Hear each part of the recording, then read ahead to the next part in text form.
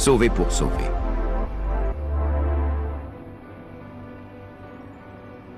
Que la grâce de l'Éternel soit à votre partage au commencement. Un temps de parole, d'enseignement, d'éclaircissement sur la parole de l'Éternel. Tu peux par la parole créer les choses. Tu peux par la parole changer les données. Regarde-toi en face et déclare que les choses ne resteront pas telles qu'elles sont. Des hommes de foi, des hommes prophétiques ne regardent pas aux réalités qui les environnent, mais ils regardent à ce que Dieu est capable de faire. Bonjour, salutations à tout le monde. Que la paix du Seigneur soit à votre partage. Que dans vos maisons, recevez la joie, le bonheur, la paix, la grâce et les bénédictions de l'Éternel. Nous sommes dans ce moment au commencement. Un temps de partage, d'enseignement, d'éclaircissement, de révélation. Nous allons dans les eaux profondes pour puiser dans la source inépuisable qui est notre Dieu au travers de sa parole. La Bible, n'est-ce pas, l'autorité suprême en matière de foi. Pour nous qui sommes chrétiens, enfants de Dieu, disciples de Jésus-Christ, c'est le code de la route, c'est le livre de notre constitution, c'est le fondement de notre foi. Et nous avons besoin de connaître la parole, connaître les écrits, de marcher selon elle, la lumière, n'est-ce pas, qu'elle prodigue. Nous voulons être éclairés au travers des Écritures. Nous sommes dans le sous-thème décryptage sur le récit de la création. Décryptage sur le récit de la création. Troisième partie, à savoir, nous devons comprendre un certain nombre de choses. On a déjà démarré ce thème avec beaucoup, je crois, d'engouement, beaucoup d'élan, et plusieurs sont bénis. Je crois que nous allons continuer encore dans cette dynamique pour que cette année 2026 soit une réussite, un succès, soit une année véritablement de changement. Nous sommes comme ça au commencement de l'année. On est encore en janvier ou en février, c'est encore le commencement. Parce qu'il y a encore plusieurs mois qui sont devant nous et on a encore des challenges à relever. On a encore des défis, n'est-ce pas, à faire face. On a encore beaucoup de choses à faire en courant de cette année 2026. Alors, il est important de continuer à travailler, d'avoir les éléments, les informations, d'avoir la connaissance, d'avoir des stratégies qui nous permettront de pouvoir obtenir gain de cause, de réussir et de recevoir ce que Dieu a pour chacun d'entre nous. Comme je l'avais dit précédemment, entrer dans une nouvelle année ne garantit pas forcément que les choses vont changer. Le proclamer, le déclarer, ce n'est pas forcément dit qu'on va expérimenter de nouvelles choses, mais c'est surtout la responsabilité qui nous revient, les actions que nous mettons en place pour nous permettre d'expérimenter la gloire de Dieu. Nous sommes donc en train d'étudier, de décrypter le récit de la création. Allons directement là où nous sommes arrêtés, à savoir au verset 7, 8 et 9. On va comprendre quelque chose de très important. La Bible dit « Et Dieu fit l'étendue et le sépara les eaux qui sont en dessous de l'étendue des eaux, les eaux qui sont au-dessus de l'étendue. Et cela fut ainsi. Dieu appela l'étendue ciel. Ainsi il eut un soir, il eut un matin, ce fut le second jour. Dieu dit que les eaux qui sont en dessous du ciel se rassemblent en un seul lieu et que le sec paraisse. Et cela fut ainsi. Il eut un soir, il eut un matin, ce fut le premier jour. Et vous allez remarquer que Dieu a certes créé, mais il n'a pas tout créé en fait le même jour. La Bible répartit sa création en différents jours. Et à chaque fois, on nous dit qu'il a achevé, n'est-ce pas, dans la journée, sa création. Il eut un soir, il eut un matin, ce fut le premier jour. Et vous allez retrouver un certain nombre de choses au premier jour que vous ne retrouvez pas forcément au deuxième. Et le troisième jour amène également de nouvelles créations. Chaque jour, en fait, Dieu est en train de mettre en place des réalités. Par là, je veux dire que tout ne sera pas créé en janvier. Vous ne réussirez pas forcément à tout faire en janvier, en février. Vous devez connaître les saisons et les temps. Savoir que Dieu est un Dieu, n'est-ce pas, qui agit en fonction des temps, des saisons, des moments. Donc, il y a un premier jour qui peut correspondre à une première saison, à un temps, n'est-ce pas, de votre vie où Dieu fera quelque chose. Et s'il n'a pas fait, c'est qu'il y a un deuxième jour, il y a un deuxième mois, il y a un troisième mois, il y a un autre temps qu'il a prévu d'accomplir quelque chose. Parfois, on est là et on veut voir tous les résultats, on veut tout expérimenter maintenant, on veut tout voir tout de suite. Soyez patients, sachez qu'il y a des choses qui sont pour janvier, mais il y en a d'autres qui viendront qu'en juillet. Même si vous priez maintenant, mais le Seigneur a prévu que ce soit en août, en septembre, et voire même jusqu'en décembre. Dieu n'a pas tout créé, bien qu'il avait la possibilité, le pouvoir, les capacités, mais il n'a pas tout fait en un jour. C'est comme ça qu'on dit Rome ne s'est pas construit en un jour. Soyez patients et sachez que vous n'obtiendrez pas forcément tout le même jour, au même moment. Donc, il y a une année pour ça. Chaque résultat est important. Chaque pas que vous faites est important. Appréciez maintenant les efforts, les pas, les résultats que vous obtenez. Sachez que ce qui n'est pas encore là viendra assurément dans les jours qui viennent, les mois qui viennent. C'est très important. Ce que vous n'avez pas réussi à créer, à mettre sur pied en janvier, vous avez février pour le faire. Vous voyez, vous avez toute l'année pour pouvoir travailler et obtenir des résultats. Même Dieu s'est pris étape par étape. Vous voyez, c'est étape par étape. Appréciez déjà, même les faibles choses, les petites choses que vous avez réussi, n'est-ce pas, à mettre sur pied. Appréciez déjà cela et le reste viendra par la suite. Le verset 9 ici m'amène à pouvoir vous faire comprendre quelque chose. Dieu rassemble, n'est-ce pas, les eaux. Il amène les eaux à se rassembler. Et dans un même lieu, et il appelle à ce que le sec puisse paraître. Qu'est-ce que je veux en fait te faire comprendre? Ou encore, qu'est-ce que Dieu a voulu nous faire comprendre au travers de la révélation de sa parole? En cette année, ne sois pas dispersé. Si en 2025, tu étais dispersé dans tous les sens, il est important ici de comprendre que la réussite demande une focalisation. La réussite demande une concentration. Tu ne peux pas être éparpillé dans tous les sens. Parfois, on échoue, pas parce qu'on ne sait pas forcément quoi faire, mais c'est parce que des fois, on n'a pas les bonnes méthodes. On n'est pas assez concentré, mais on tire dans tous les sens. On va dans toutes les directions en même temps. On ne sait pas prioriser les choses. Voilà pourquoi, bien-aimés, on tape, n'est-ce pas, dans tous les sens, on frappe dans tous les sens et finalement, on bat le vent, on bat l'air. Dieu appelle les eaux à se rassembler en un seul lieu. J'aimerais dire à quelqu'un que tu as des idées, mais rassemble toutes tes idées. Rassemble, n'est-ce pas, tes projets. Rassemble tes forces. Rassemble ton énergie. Tu dois rassembler tes connaissances. Rassembler tout ce que Dieu t'a donné et investir cela projet après projet. Ne te disperse pas. Même si tu dois faire beaucoup de choses, mais ne commence pas à les faire toutes en même temps. Tu ne peux pas tout faire en même temps. Mais tu dois rassembler, n'est-ce pas, les moyens, rassembler l'énergie. Tu dois mettre, n'est-ce pas, les connaissances, les relations, les stratégies et te focaliser sur un projet et après projet et après projet et après projet. 2, 3, mais pas plus, pas dans tous les sens en même temps. Tu veux en même temps te marier, en même temps tu veux entreprendre les études, en même temps tu veux entreprendre, n'est-ce pas, une société, en même temps tu veux être là dans tel projet. En fait, tu ne peux pas éparpiller ton énergie dans tous les sens. Fixe les priorités, concentre-toi, travaille. Et quand tu as réussi à avancer, là tu peux maintenant passer à autre chose. C'est très important. Et c'est comme ça que Dieu appelle le sec à paraître. Le sec ici, c'est l'image de la stabilité. Ce qui est sec, c'est ce qui est stable. Vous voyez, les eaux, c'est symbole, n'est-ce pas, d'instabilité.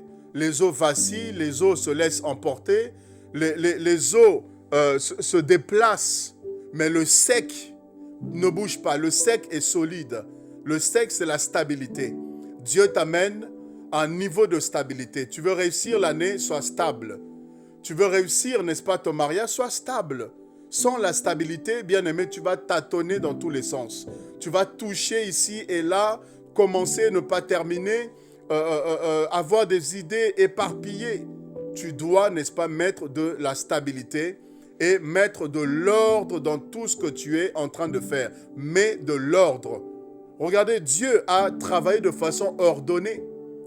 Jour après jour, il a mis de l'ordre dans le ciel, il a placé les choses dans le ciel, et sur la terre, il a placé les choses sur la terre. Donc, chaque chose doit être à sa place. Tu dois être organisé, tu dois être ordonné. Tu dois, n'est-ce pas, voir clair dans ton esprit. Qu'est-ce que tu veux en cette année?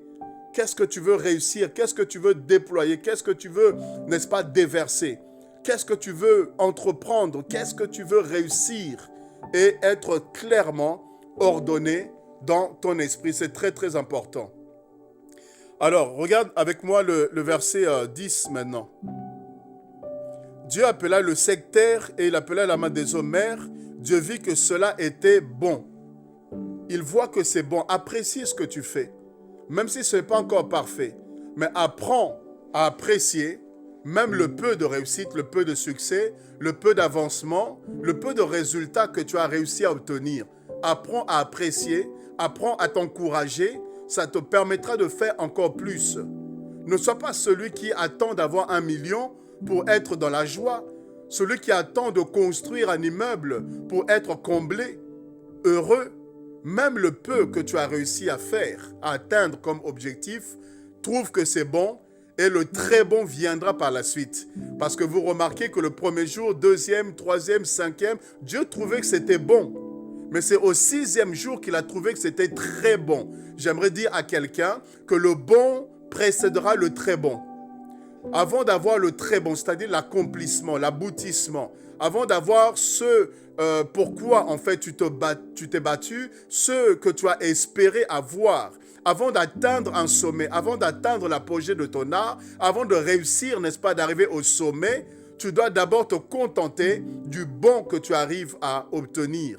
Et le très bon viendra par la suite. C'est le 6e jour, le dernier jour de la création, quand l'homme a été, n'est-ce pas, mis sur pied, j'allais dire, Dieu a trouvé que c'était très bon parce que en réalité, tout ce qu'il créait, c'était pour arriver à créer l'homme et donner à l'homme la position que certainement nous connaissons, qu'on va développer peut-être plus tard par la suite.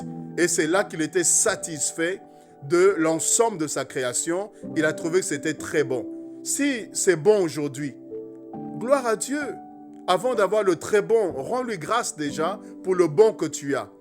Tu voudrais, n'est-ce pas, avoir des enfants, mais apprécie Dieu déjà pour le mariage. Parce qu'il y a des gens qui rêveraient d'avoir le statut que tu as. Tu es fiancé, il y a des gens qui sont célibataires, qui n'ont même pas, n'est-ce pas, quelqu'un qui tourne autour d'eux. Mais toi, au moins, tu es fiancé. Apprécie Dieu pour cela. Tu es malade, mais tu n'es pas, n'est-ce pas, à l'hôpital. Tu n'es pas cloîtré sur un lit. Tu n'es pas dans le coma. Rends grâce à Dieu pour la santé que tu as, même si elle est un petit peu dérangée, avant que ce soit très bon, la guérison soit totale. Bien-aimé, apprécie ce que tu as et le Seigneur t'aidera à voir encore davantage. Allez avec moi au verset 11. Suivez-moi très bien, j'ai beaucoup de choses à vous dire. Le verset 11, j'aime particulièrement ce verset parce qu'il est plein de révélations. Alors, suis-moi. Verset 11. J'espère que tu as partagé cette vidéo à d'autres personnes pour qu'ils reçoivent également la grâce de l'Éternel.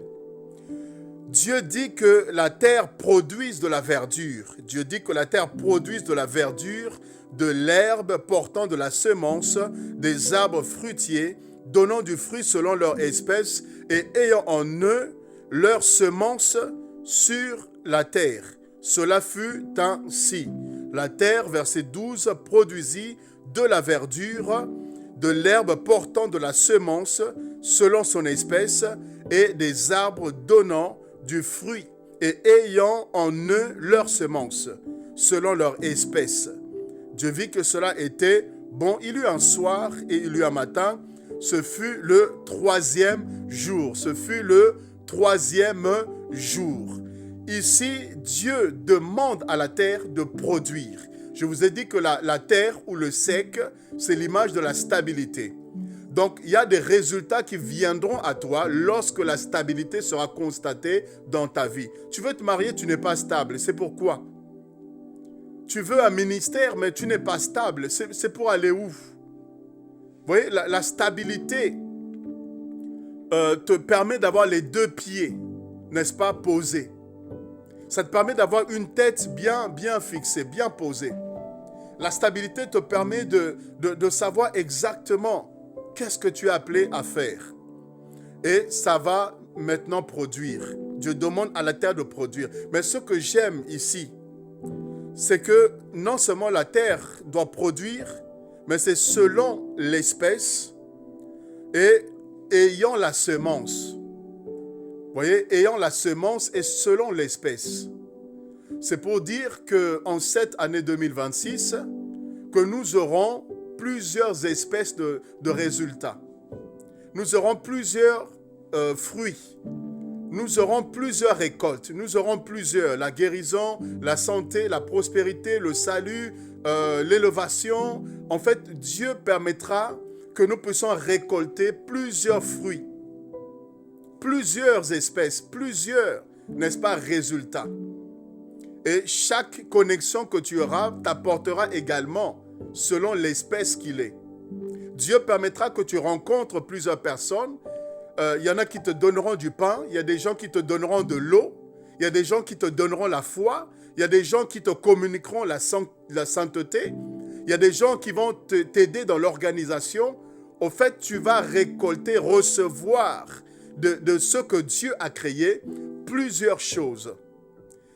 Ici, la Bible dit que les arbres, là, non seulement qu'ils vont produire, la terre, non seulement qu'elle va donner naissance ou engendrer de la verdure, des arbres, mais c'est selon l'espèce et ayant la semence. En fait, avoir la semence ici, ça veut dire quoi? Ça veut dire que ça ne va pas seulement produire, mais ça va continuer à perdurer. Ça va continuer à produire et à produire et à produire et à produire. Parce que ce qui permet la production, c'est la semence. Et le fait d'avoir constamment la semence, c'est pour dire que tu ne vas pas t'arrêter.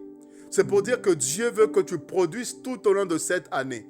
Parce que si en janvier, tu réussis à avoir des résultats et que tu as la semence, bien aimé, cette semence peut te faire réussir aussi en février. La semence peut aussi te faire réussir en mars. La semence peut faire qu'en avril, tu triomphes également. Parce que Dieu veut qu'on ait la semence, bien-aimé.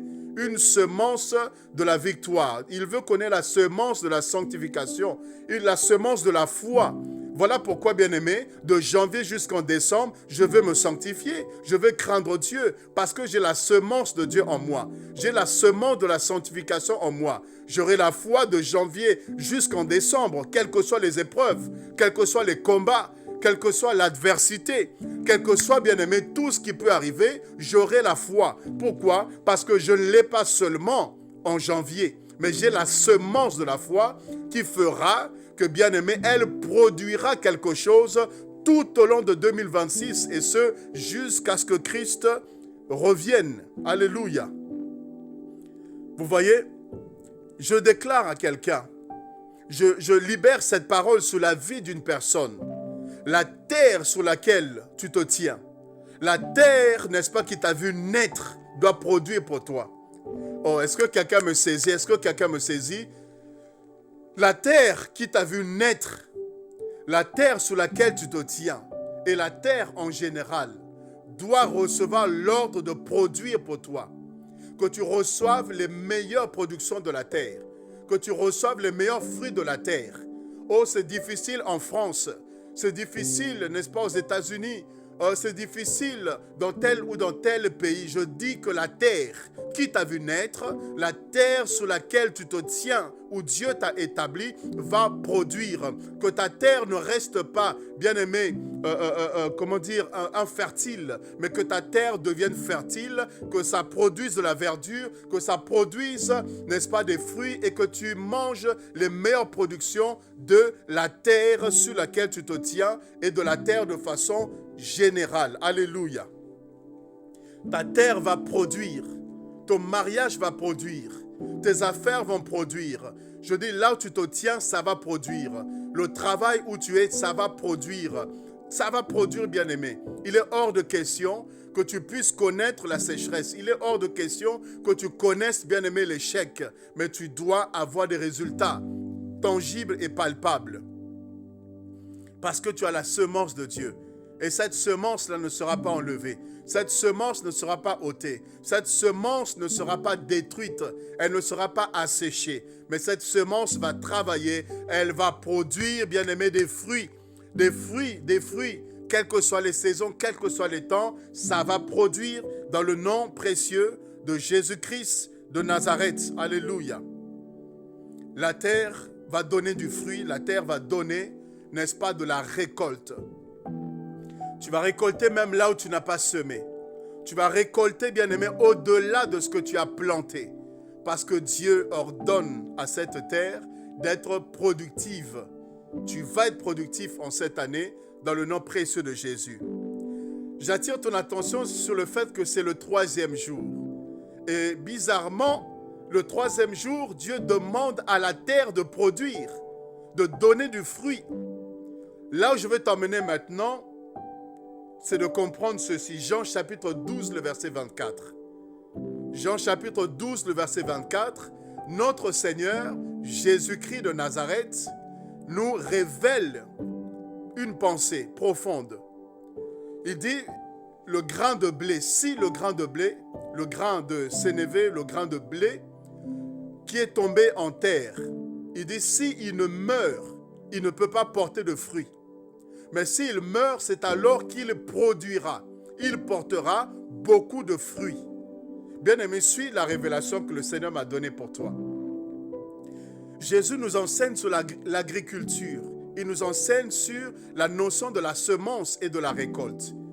Il dit, le grain là, il doit tomber en terre.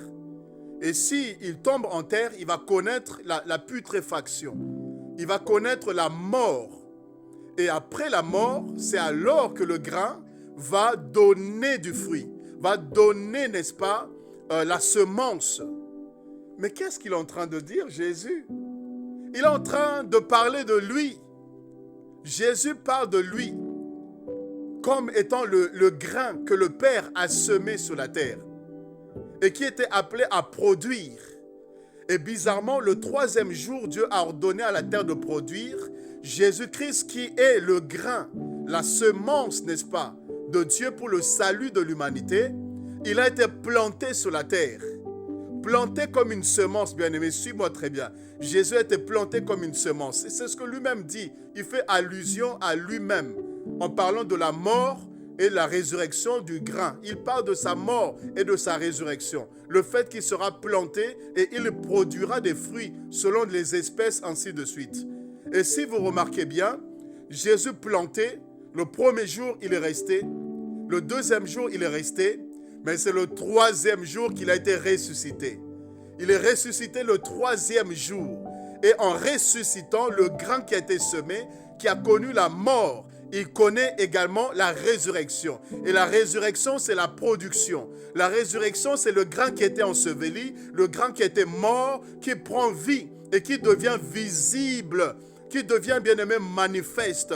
Et Christ a été enseveli, le 3e jour, il est ressuscité, il est sorti de la terre. Oh, le bourgeon bien-aimé, le rejeton, c'est pourquoi il est appelé le rejeton de David, la racine de David, le bourgeon de David. Il est la semence de Dieu, il est le grain qui a été jeté, bien-aimé, planté sur la terre, afin que le 3e jour, il produise des fruits. Et bien-aimé, tu es le fruit de Jésus. Oh my God, tu es le fruit de Jésus. Je suis le fruit de Jésus-Christ.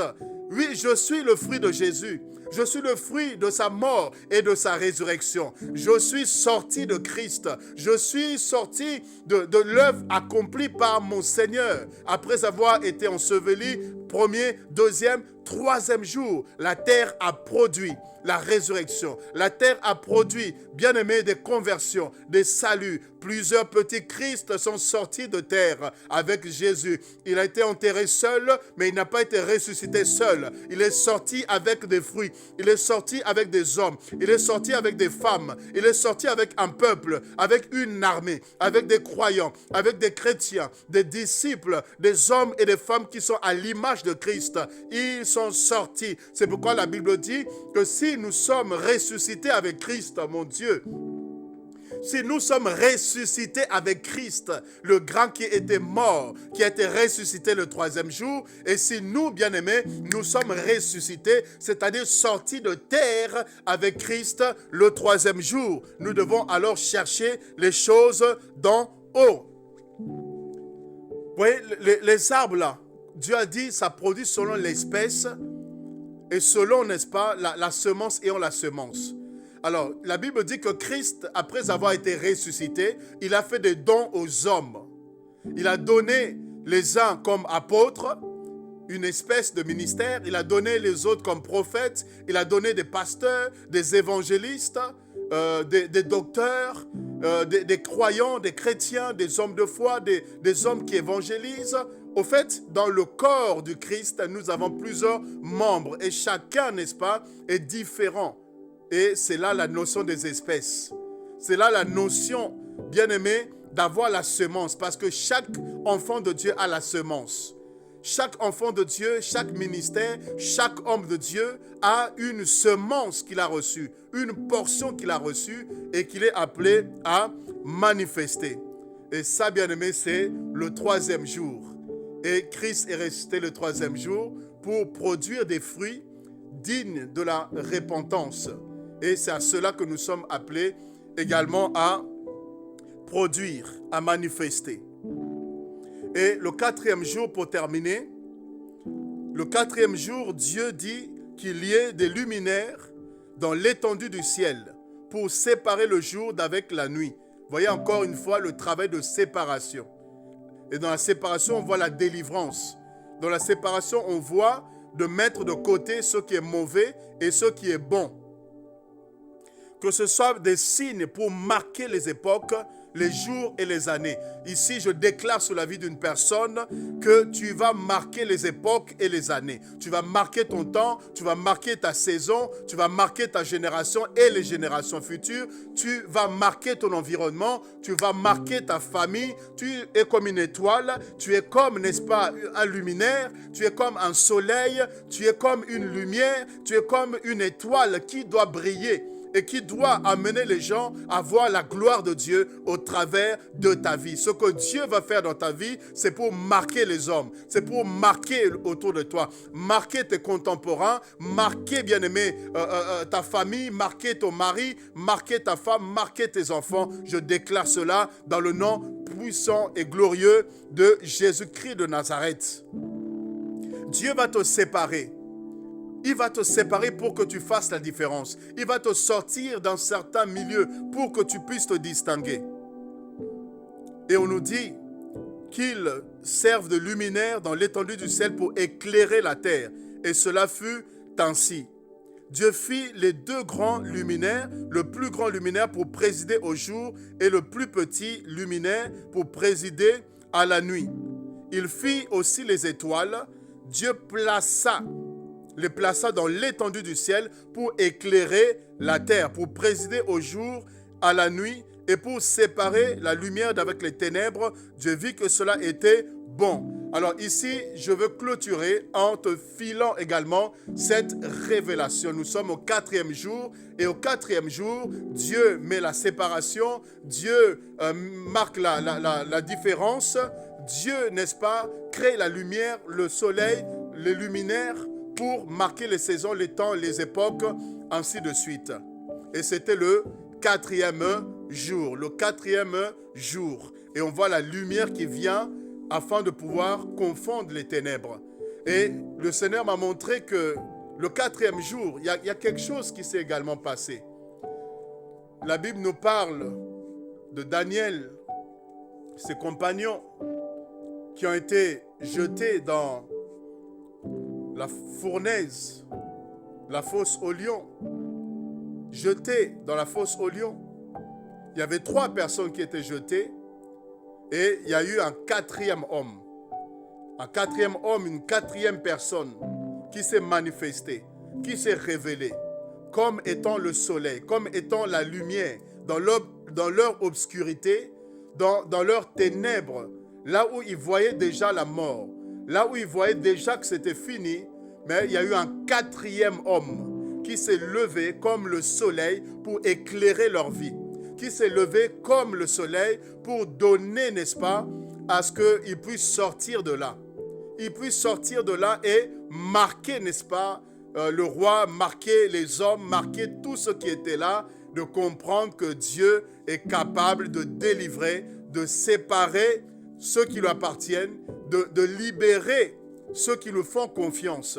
Et c'est comme ça que ceux qui étaient sombres, pour les compagnons de Daniel notamment, le 4e homme est venu et il a apporté la lumière, il a éclairé et tous ont été d'accord que le Dieu de Daniel, le Dieu de Méshach, de Shadrach, d'Abednego, qu'il est véritablement le Dieu qui délivre, le 4e homme dans la fournaise ardente. Le 4e homme dans la fournaise ardente, c'est Jésus-Christ de Nazareth. Et la lumière, le soleil, bien-aimé, nous parle du soleil levant.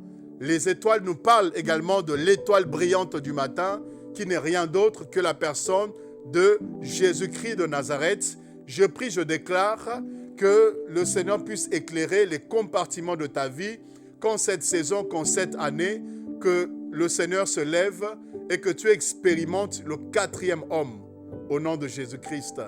Retrouvons-nous dans la suite de notre thème, j'allais dire, décryptage sur le récit de la création. Soyez bénis, à bientôt et partagez. Abonnez-vous pour ceux qui n'ont pas encore fait. Retrouvons-nous pour une très prochaine fois. À bientôt. Shalom chez vous.